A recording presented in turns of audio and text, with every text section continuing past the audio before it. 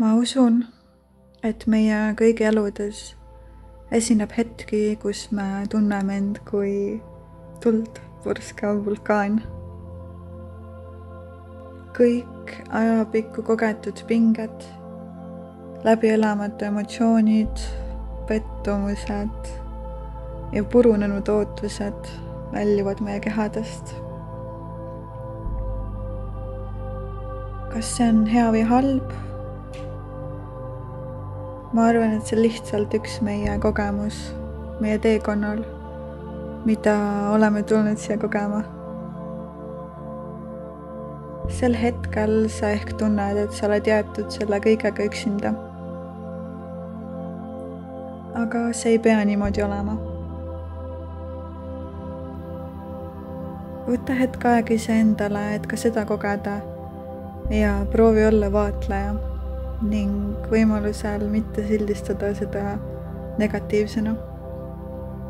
Kui sa arvad, et sinu elus pole inimesi, kes sooviksid olla sulle toeks, siis sa eksid. Võib-olla oled sa eelnevalt saanud haiget ja keegi on sinu usaldust kuritarvitanud. Aga kallis, ka see oli sinu teekonna toetuseks saadetud kogemus. Haiget saades me alateadlikult ehitame endale ümber mitmekihilisi müüre, et ennast kaitsta. Aga ehk on aeg need müürid langetada ja lasta inimesi enda hingele lähemale. Me ei pea alati kõike üksi tegema.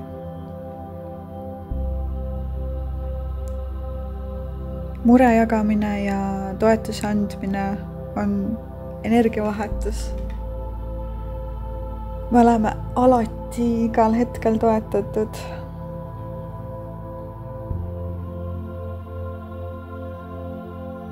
Kui universum saadab sulle kellegi, kes vajab sinu abi, kas või lihtsalt kuulaja rollis olemist, siis tee seda. Ja kui universum saadab sulle inimese, kes soovib sulle puhtast südamest tuge pakkuda, siis ole avatud ja võta see vastu. Iga kogemus tuleb meie ellu põhjusega ja mitte miski pole juhuslik. Minu tänane sõnum sulle on see, et õpi märkama ja vaatle enda sisemust, sest see manifesteerub meie välismaailmas. Muutes enda sisemaailma, muutub ka väline ja see, mida enda ellu kutsud. Aitäh, et kuulasid. Aitäh, et usaldad. Aitäh, et oled avatud.